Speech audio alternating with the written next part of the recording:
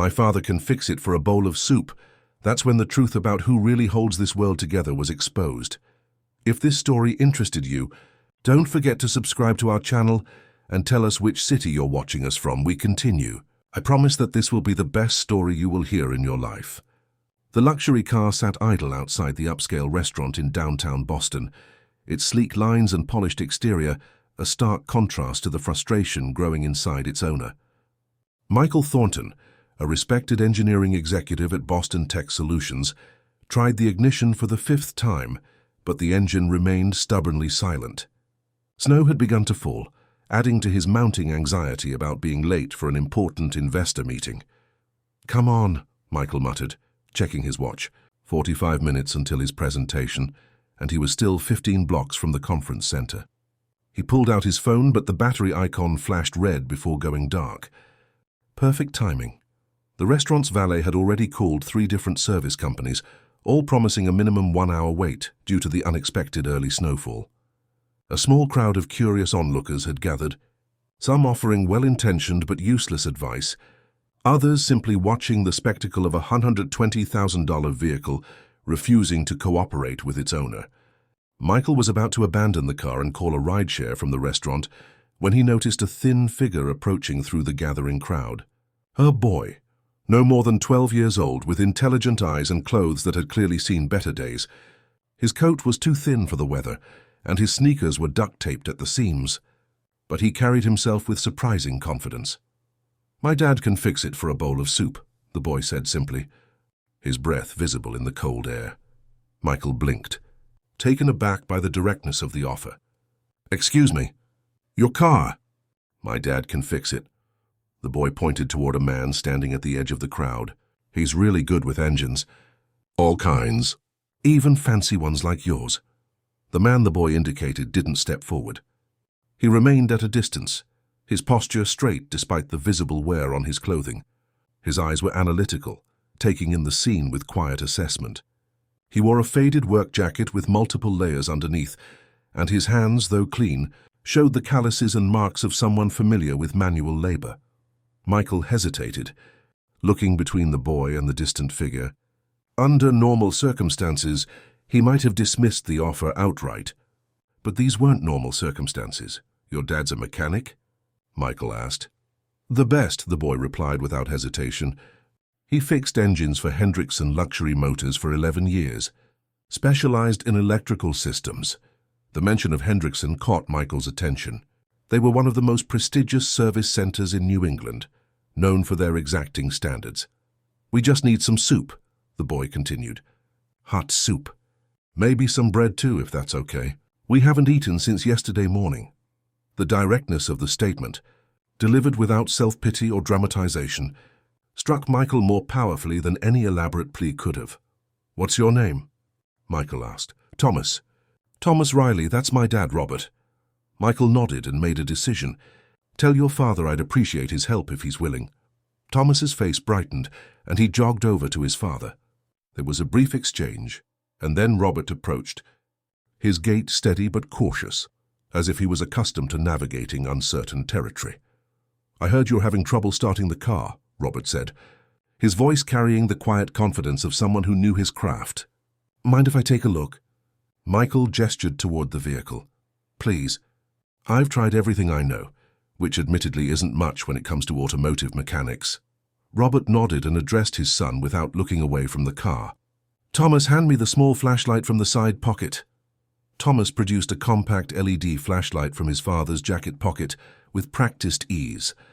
The synchronicity of their movements suggested a well-established routine. "Could you try the ignition once more?" Robert asked Michael. Michael slid back into the driver's seat and turned the key. The engine produced a struggling sound but wouldn't catch. Robert listened intently, his head slightly tilted, then examined various parts of the engine with methodical precision. The crowd had grown, creating an unlikely scene. A man in worn clothes commanding the mechanics of luxury, while well-dressed diners and passers-by watched with curiosity. "Temperature and humidity sensor malfunction," Robert diagnosed after several minutes of examination. "It's affecting the electronic system. The recent weather changes triggered it."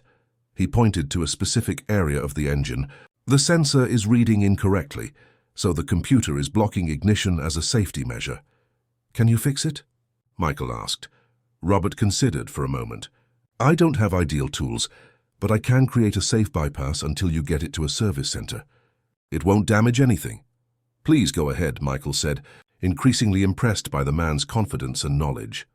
Robert worked with quiet efficiency, his hands moving with the muscle memory of someone who had performed similar operations countless times. Thomas anticipated his father's needs, handing him makeshift tools and materials from various pockets without being asked. Try it now, Robert said after about 15 minutes of work. Michael turned the key, and this time the engine roared to life with a smooth, powerful sound. A spontaneous round of applause broke out from some of the onlookers, while others simply watched with varying expressions of surprise or approval. That should get you where you need to go, Robert said, stepping back from the vehicle. But have a proper service center replace the sensor within the next few days. Before Michael could respond, a restaurant staff member approached with a frown. Sir, I'm going to have to ask these individuals to move along, he said to Michael in a low voice. They're making some of our customers uncomfortable. Michael felt a flash of indignation, followed by shame at his own momentary hesitation. The man had just saved him from missing a crucial meeting, possibly preserving a client relationship worth millions, and here was someone suggesting he should be dismissed like an unwanted nuisance. As Robert began to turn away, accepting the dismissal without protest, Michael noticed something that stopped him, a small keychain dangling from Robert's pocket with a worn photograph of a woman. Something about that small personal detail, the way it was preserved despite obvious hardship, crystallized Michael's thoughts. Actually, Michael said firmly, these gentlemen are my guests for lunch. The staff member looked startled. Of course, sir. I apologize for the misunderstanding. Robert looked equally surprised, but Thomas's face lit up. Really? The boy asked. Absolutely, Michael replied. I owe you a proper thank you for your help. And I believe soup was mentioned? Inside the restaurant, the maître d' led them to a somewhat secluded table, his professional demeanor barely concealing his assessment of Robert and Thomas's appearance. Michael ordered a full meal for each of them, ignoring the questioning glances from nearby diners. As they waited for their food, an awkward silence settled over the table. Thomas seemed fascinated by the elegant surroundings, while Robert maintained his dignified composure, though he was clearly out of his element. Hendrickson Luxury Motors, Michael finally said. That's impressive. They're very selective about their technicians. Robert nodded slightly. 11 years. I was lead diagnostic specialist for their electrical systems division. What happened? Michael asked, then immediately regretted the directness of the question. I'm sorry, that's personal. Life happened, Robert replied simply. Sometimes circumstances stack up faster than solutions. Their food arrived, momentarily pausing the conversation. Thomas tried to maintain proper manners, but the aroma of the hot soup proved too tempting, and he began eating with the intensity of someone who truly hadn't had a meal in too long. Take your time, Michael said gently. There's no rush. As they ate, Robert gradually revealed pieces of his story. His wife Sarah's illness had begun 3 years ago, requiring specialized treatment not covered by insurance. The medical bills mounted quickly, consuming their savings. He'd maintained his position at Hendrickson through the first year, but the need to care for Sarah and Thomas had led to absences and eventually, despite his technical excellence, to dismissal. We managed for a while, Robert explained. I did independent repair work. But when Sarah's condition worsened, the hospital bills, he trailed off, focusing on his soup. Thomas looked up at his father, then at Michael. Dad sold our house to pay for Mom's medicine. Then our car broke down and we couldn't afford to fix it. The boy's matter-of-fact tone carried no self-pity, only the straightforward acceptance of a child who had adapted to difficult circumstances. Michael found himself deeply moved by their dignity in the face of such challenges.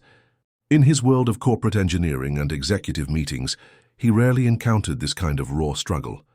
Yet here was a man with exceptional skills that had just saved Michael from a significant professional embarrassment, reduced to offering his expertise in exchange for food. What had begun as a simple gesture of gratitude transformed into something more significant as the meal progressed. Michael found himself increasingly impressed by Robert's technical knowledge and problem-solving abilities. The man spoke with the precision and insight of someone who truly understood systems, not just their components, but how they interacted. "Your background isn't just automotive, is it?" Michael asked, noticing how Robert had analyzed the restaurant's lighting system with a quick professional glance. "Engineering degree from MIT," Robert replied, "specialized in electronic systems integration. Never finished my master's. The hands-on work paid better at the time." Michael nearly choked on his water. "MIT? And you're—" He stopped himself, but the unspoken question hung in the air. Robert met his gaze steadily. "Living in a shelter when we're lucky, and in our broken-down car when we're not." "Yes." Thomas had finished his meal and was now sketching something on a napkin, a surprisingly detailed rendering of an electrical system. "Life isn't always a straight line, Mr. Thornton," Robert continued. "Sometimes it curves in unexpected ways."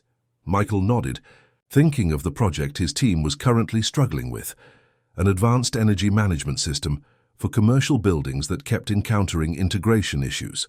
The kind of issues that someone with Robert's combination of theoretical knowledge and practical experience might understand. "Robert," Michael said carefully, "my company, Boston Tech Solutions, is working on some complex integration projects. We're actually short-handed in our technical division right now. This wasn't strictly true, but it soon could be. Would you be interested in discussing a consulting position?" Robert's expression remained guarded. "Mr. Thornton, Michael, please. Michael, I appreciate what you're trying to do, but I don't need charity." "This isn't charity," Michael replied firmly. "From what I've seen today and what you've described about your background, you have exactly the kind of expertise we need. The fact that I can also help you and Thomas is a bonus, not the motivation." Robert still seemed hesitant. "I don't have proper clothes for an office environment.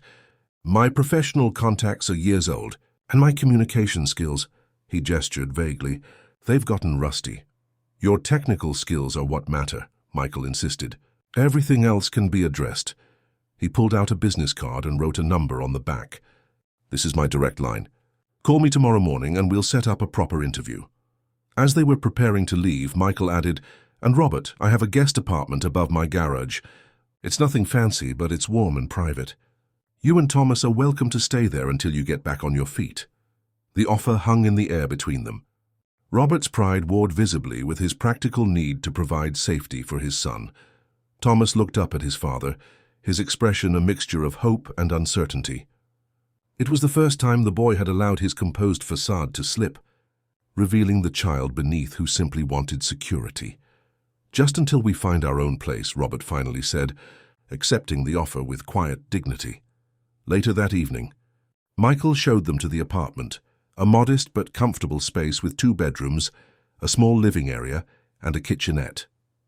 It had originally been built for his mother-in-law, though she had passed away before ever using it.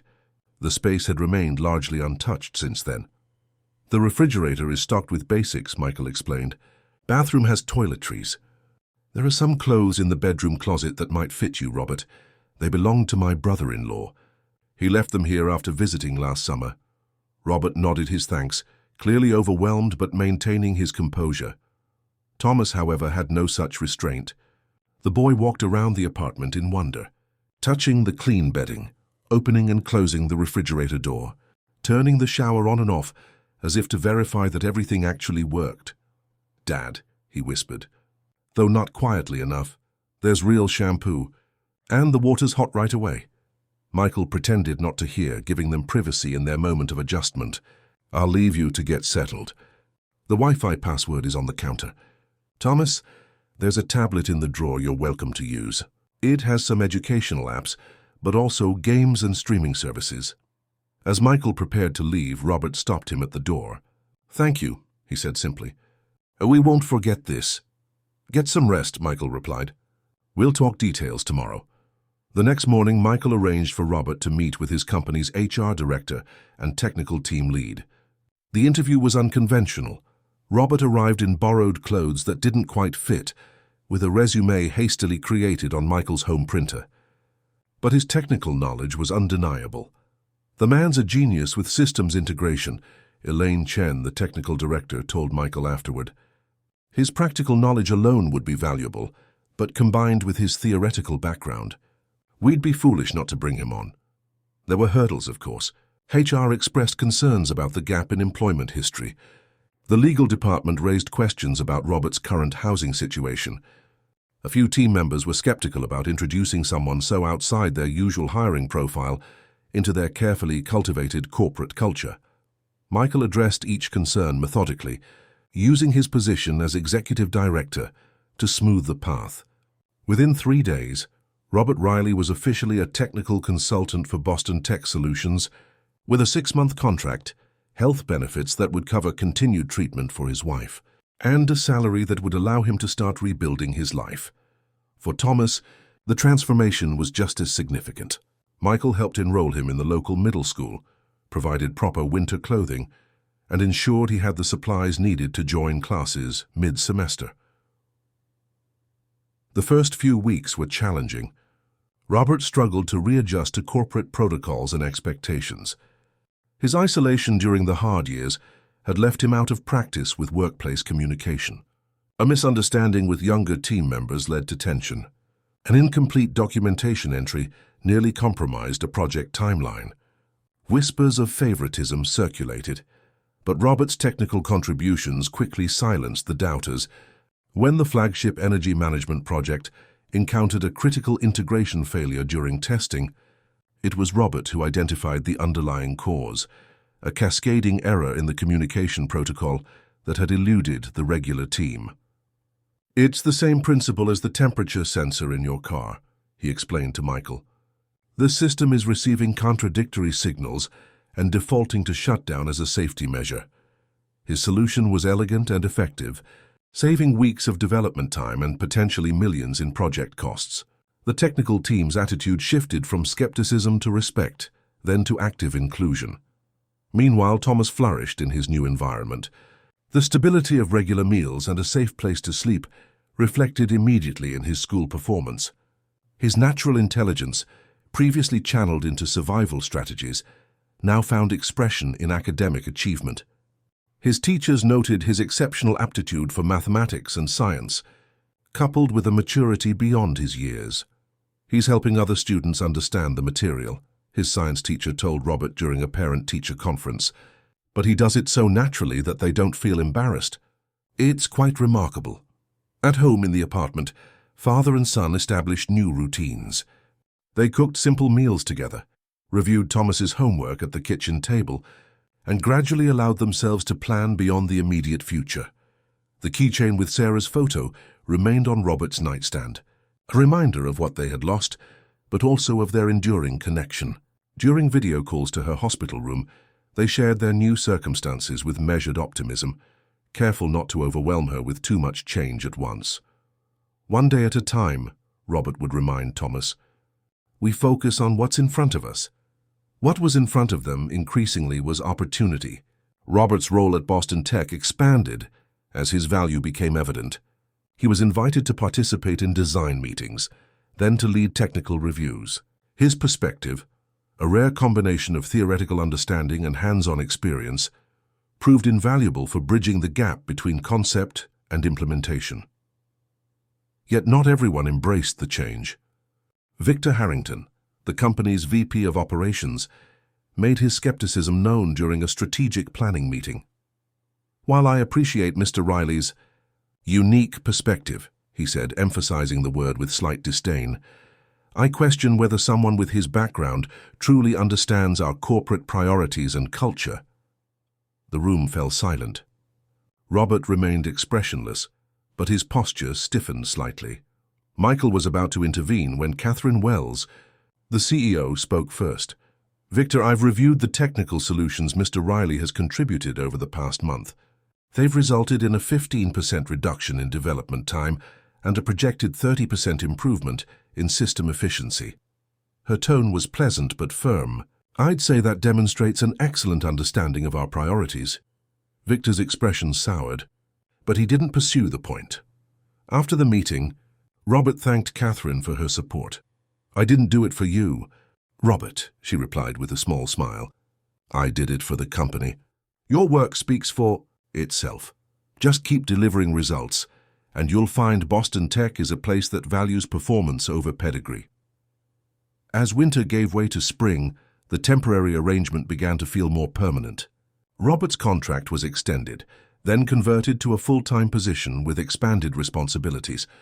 Thomas joined the school's robotics team, building relationships with peers who shared his interests. They began looking at apartments nearby, still modest, but places they could call their own. 3 months after that snowy day outside the restaurant, Robert Riley sat in a glass-walled conference room, explaining his proposed modifications to the energy management system's core architecture to the company's executive team. His presentation was methodical and precise, his technical explanations clear even to those without engineering backgrounds.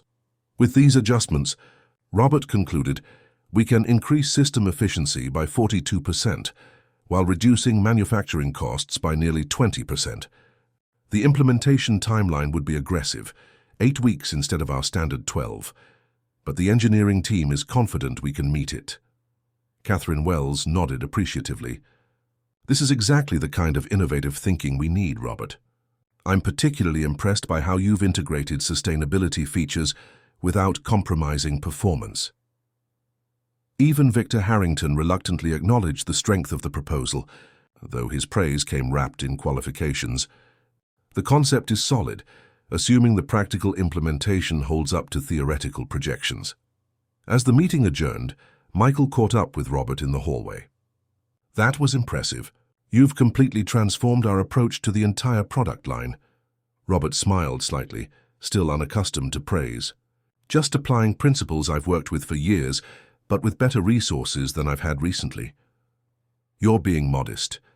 Half the executive team is wondering where we found you, and the other half is taking credit for bringing you on board. Michael laughed. Speaking of which, how's the apartment hunting going? Robert's expression shifted to one of cautious optimism. We found a place not far from Thomas's school. 2 bedrooms, reasonable rent. The landlord was initially hesitant about my employment history, but your recommendation letter helped considerably. That's excellent news, Michael said. When do you move in? This weekend, if all goes as planned. Thomas is already packing his things. He's particularly concerned about properly transporting his science fair project. Michael smiled, remembering how enthusiastically Thomas had described his work on renewable energy sources. That solar panel design of his is remarkable for a 12-year-old. He gets his curiosity from his mother, Robert said, a flicker of emotion crossing his face. Sarah always wanted to see him pursue education further than we were able to. How is she doing? Michael asked gently. Stable. The new treatment protocol is showing promise. Having proper insurance coverage has made all the difference. Robert paused, seeming to search for words. Michael, I haven't said this enough, but what you did for us was the right thing to do, Michael finished. And one of the best business decisions I've ever made. Your contributions to this company have already justified any initial accommodation 100 times over. Later that day, Robert received a call from Thomas's school. The science teacher, Mr. Barrett, requested a meeting to discuss a significant opportunity for Thomas. Robert rearranged his schedule, concerned about the unexpected summons. The meeting, however, revealed only good news. Thomas's solar panel project had caught the attention of a regional science competition coordinator. It's not just the technical aspects, though those are impressive, Mr. Barrett explained in his cluttered classroom after school hours.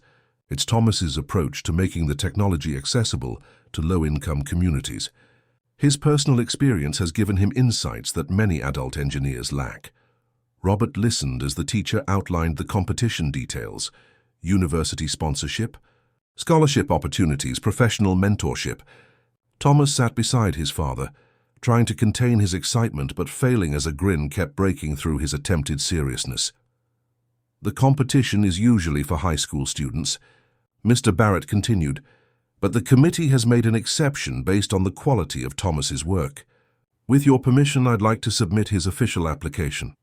Of course, Robert agreed, feeling a complex mix of pride and a tinge of sadness that Sarah couldn't be there to share the moment. Thomas has always been ahead of his peers academically. Dad, Thomas interjected, I want to list you as my technical advisor. Is that okay? The form says each project can have an adult advisor. Robert was momentarily speechless, touched by his son's request. I'd be honored, he finally managed. The following weekend brought the move to their new apartment, a modest but clean two-bedroom unit in a well-maintained building. Michael and several colleagues from Boston Tech volunteered to help, turning what could have been a stressful day into something resembling a celebration. As they arranged furniture and unpacked boxes, Robert found himself observing the scene with a sense of wonder.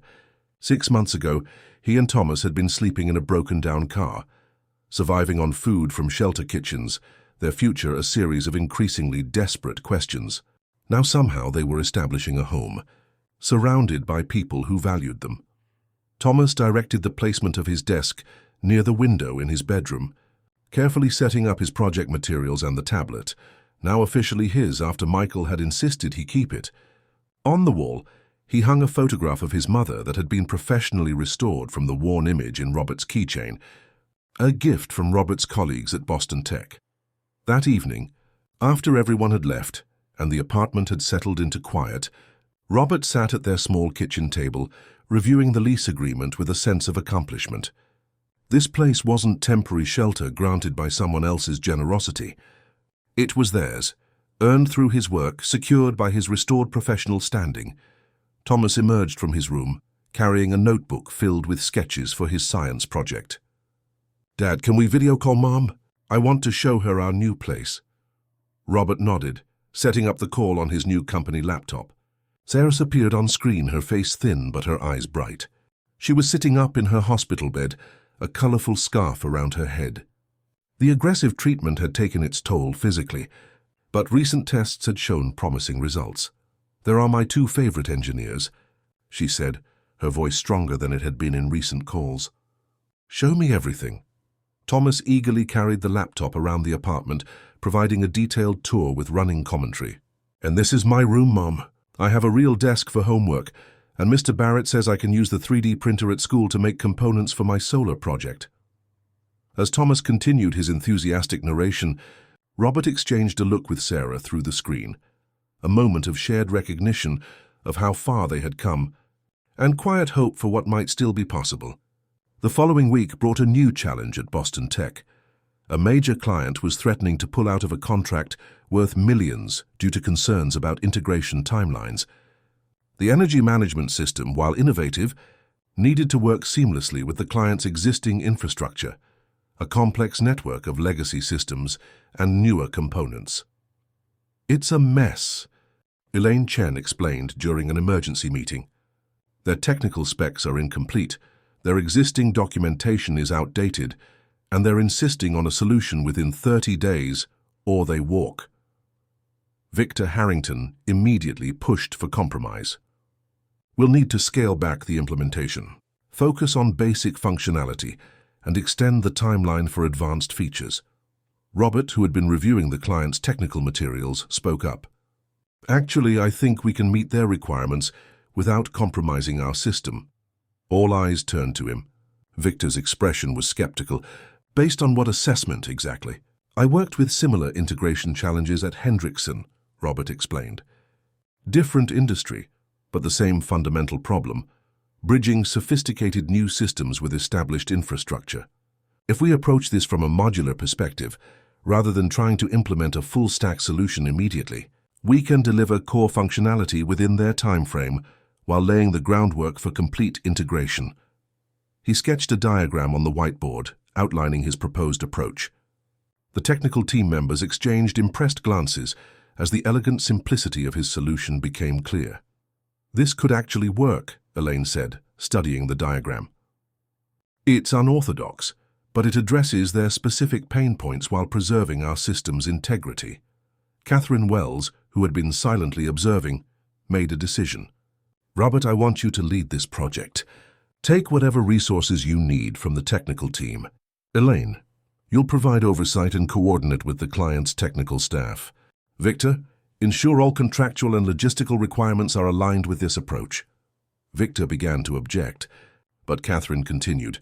"This is precisely the kind of adaptive problem-solving that differentiates us in the market." Let's show our client why they chose Boston Tech in the first place. The project consumed Robert's days and many of his evenings over the next 3 weeks. The technical challenges were substantial, requiring creative solutions and meticulous attention to detail.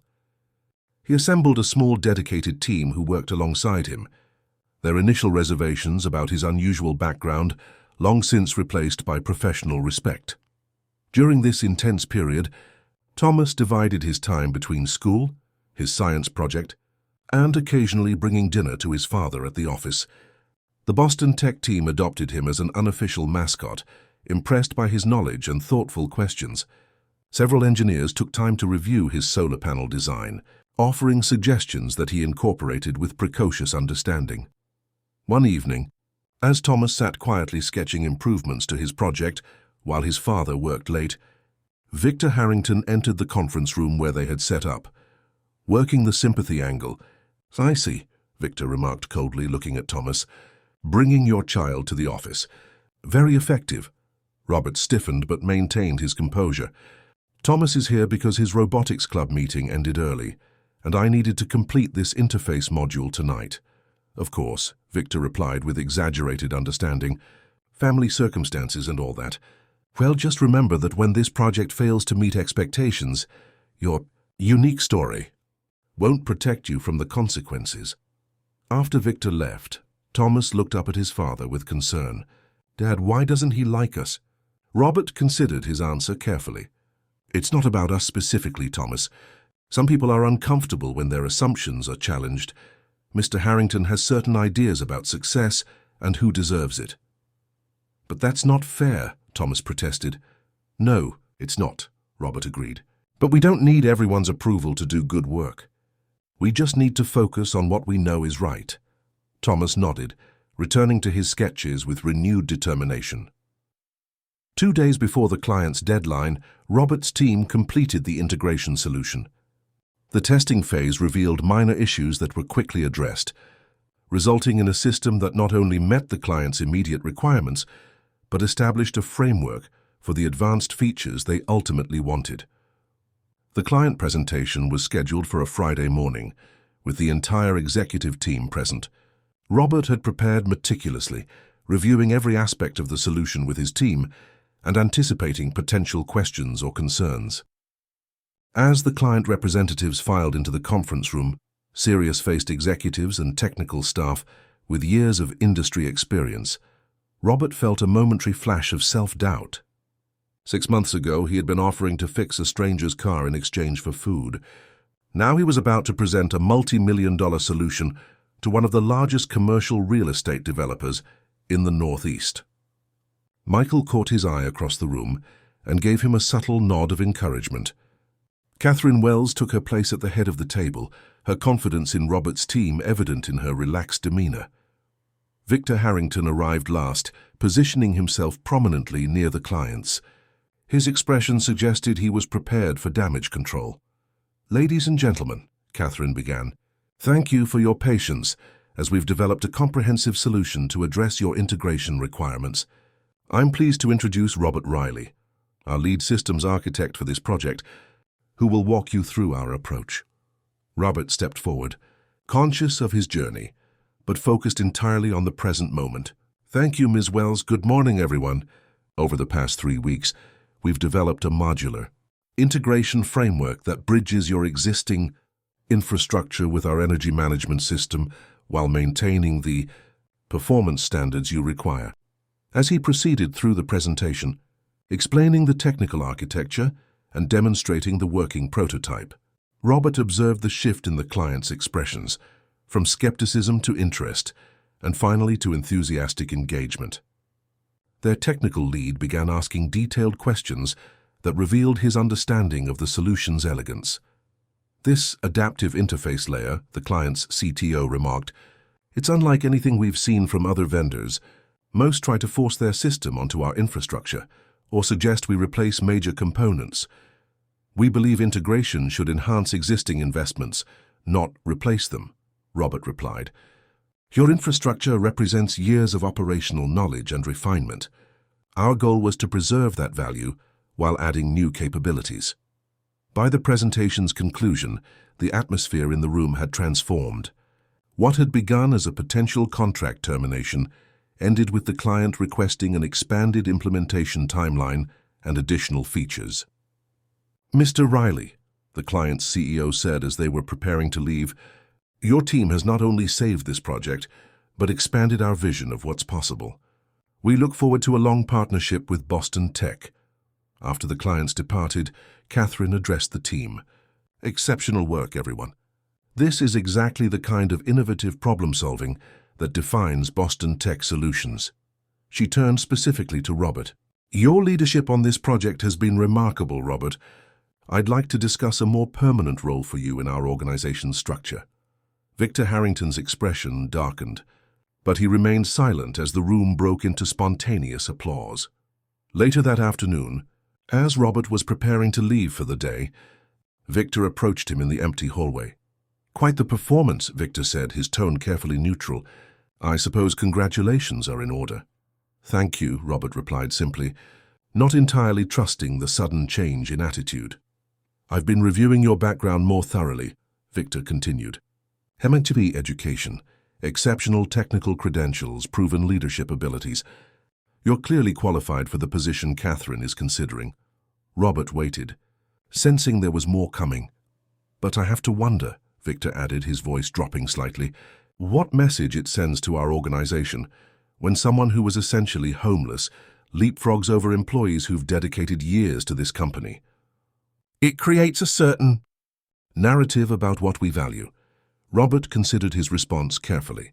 "With respect, Mr. Harrington, I think it sends exactly the right message. That Boston Tech values results, innovation, and the ability to solve complex problems. That someone's current circumstances don't negate their capabilities or potential contributions." "A noble perspective," Victor replied with a thin smile. "But business isn't about nobility. Here it's about stability, predictability, and maintaining standards." "Perhaps," Robert said, meeting Victor's gaze steadily, "but the most valuable innovation often comes from challenging established patterns and perspectives, from seeing possibilities others miss."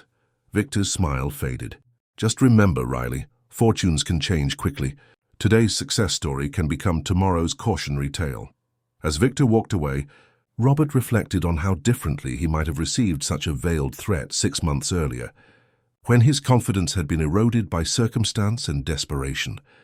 Now secure in his proven value and supported by allies who recognized his contributions, he could see Victor's resistance for what it was: fear of change and the shifting of established power structures. That weekend, Thomas participated in the regional science competition, presenting his enhanced solar panel design with the confidence of someone twice his age. Robert watched from the audience, joined by Michael and several colleagues from Boston Tech who had helped Thomas refine his project. "The key innovation isn't just the efficiency improvement," Thomas explained to the judges, "but the cost reduction that makes this technology accessible to communities with limited resources. Clean energy shouldn't be a luxury." His presentation earned him first place in the middle school division and a special recognition award from the university sponsoring the event. As Thomas accepted his trophy, his eyes sought out his father in the crowd, his expression a mixture of pride and gratitude. That evening, they celebrated with a small gathering at their apartment: Michael and his wife, several of Robert's colleagues, and Thomas's science teacher. Sarah joined via video call, propped up on a tablet at the center of the table, her smile radiant despite her fatigue. "I have some news too," she said during a lull in the conversation. "Dr. Brenner says if my next 2 treatment cycles show the same improvement, I might be able to come home for a trial period." The announcement brought a fresh wave of celebration. Robert, momentarily overwhelmed, stepped onto the small balcony for a breath of air. Michael followed him out. "Quite a day," Michael observed, leaning against the railing beside him. "Quite a few months," Robert replied. "Sometimes I still expect to wake up back in that car." "But you don't regret accepting the help?" Robert shook his head. "I regret needing it. But I've learned that true dignity isn't about refusing assistance when you're drowning. It's about using that support to rebuild something meaningful." The following Monday, Catherine Wells called Robert into her office. The meeting was brief but significant. Boston Tech was creating a new division focused on adaptive integration solutions, the very approach Robert had pioneered with the recent client project, and she wanted him to lead it. Your combination of theoretical knowledge and practical experience is exactly what we need, Catherine explained. And your perspective on accessibility and real-world application aligns perfectly with where we want to position ourselves in the market. The role came with substantial responsibilities, appropriate compensation, and a seat at the executive table, alongside Victor Harrington and the other division heads. Victor may need some time to adjust, Catherine acknowledged with diplomatic understatement, but he's ultimately a pragmatist. Your success is the company's success, and he understands that equation even if he doesn't particularly like it. As word of Robert's promotion spread through the company, it sparked conversations about talent recognition and opportunity. Several department heads approached HR about implementing more flexible hiring practices to identify candidates with unconventional backgrounds but valuable skills. The technical team began discussions about mentorship programs for promising individuals facing socio-economic barriers. 6 months after that chance encounter outside the restaurant, Robert and Thomas stood together in the hospital corridor, waiting as Sarah's doctor completed her final examination before discharge. The treatment had been grueling, but successful beyond initial expectations. She would need ongoing monitoring and care, but the immediate crisis had passed. When Sarah emerged from the examination room, walking slowly but independently, Thomas rushed to embrace her. Robert followed more carefully, mindful of her still fragile state, but his joy was evident in every feature. "Ready to go home?" he asked, the word home carrying layers of meaning that hadn't existed in their vocabulary just a year earlier.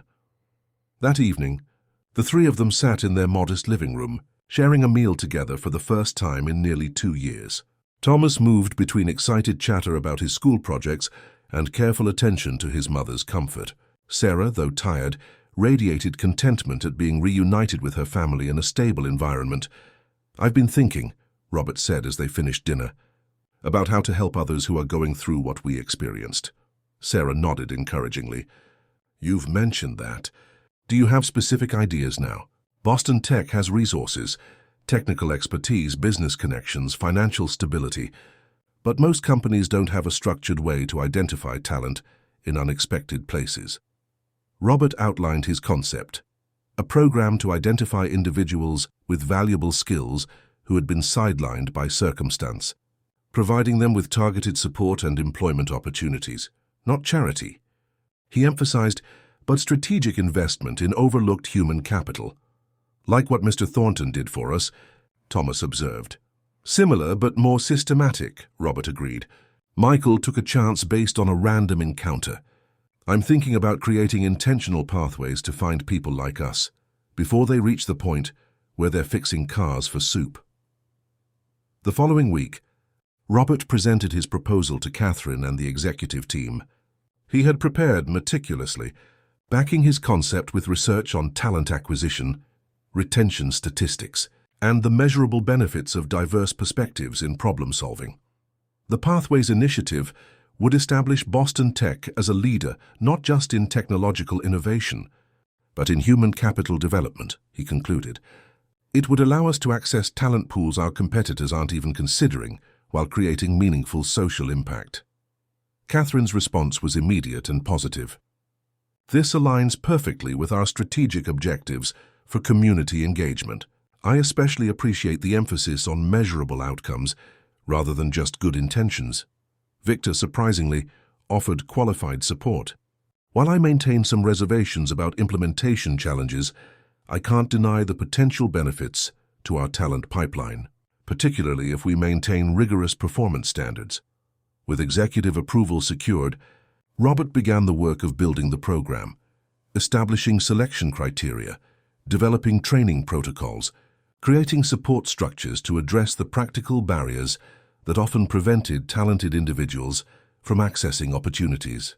Thomas contributed ideas from his perspective as a child who had experienced housing insecurity, while Sarah's background in education proved valuable for the training components. 1 year after that snowy day outside the restaurant, Boston Tech Solutions launched the Pathways Initiative with its first cohort of 10 participants, individuals with strong technical abilities who had been sidelined by medical crises, family emergencies, economic disruption, or other circumstances beyond their control. The program garnered attention beyond the company, with industry publications featuring profiles of the initiative and its founder. Robert, initially uncomfortable with the publicity, came to recognize its value in challenging perceptions and inspiring similar efforts at other organizations. On a crisp autumn evening, Robert, Sarah, and Thomas returned to the restaurant where their journey had begun. They were joined by Michael and his wife for what had become an annual tradition, a quiet dinner to commemorate the chance encounter that had changed all their lives. As they waited for their table, Robert noticed a luxury car pulling up outside, its driver clearly frustrated by some mechanical issue. Beside it stood a thin woman and a young girl, their clothing suggesting recent hardship. Without hesitation, Robert approached, Thomas following close behind. "Excuse me," Robert said to the driver. "I'm an engineer. Maybe I can help with your car." The cycle of opportunity continued, not as an exception, but as a deliberate choice to see value where others saw only circumstance. Dear listeners, we hope that Robert and Thomas's journey from hardship to healing has touched your hearts. Their story reminds us that sometimes the most valuable skills and contributions come from unexpected places, and that seeing beyond immediate appearances can transform not just individual lives but entire communities. For more inspiring stories that explore second chances, resilience, and human dignity, we've created a special playlist you can find by clicking to the left. If this story moved you, please don't forget to subscribe to our channel and like this video. Every day, we bring you unique narratives that explore life's complexities and celebrate the human spirit. Don't miss our upcoming content, and we look forward to reading your thoughts in the comments section below.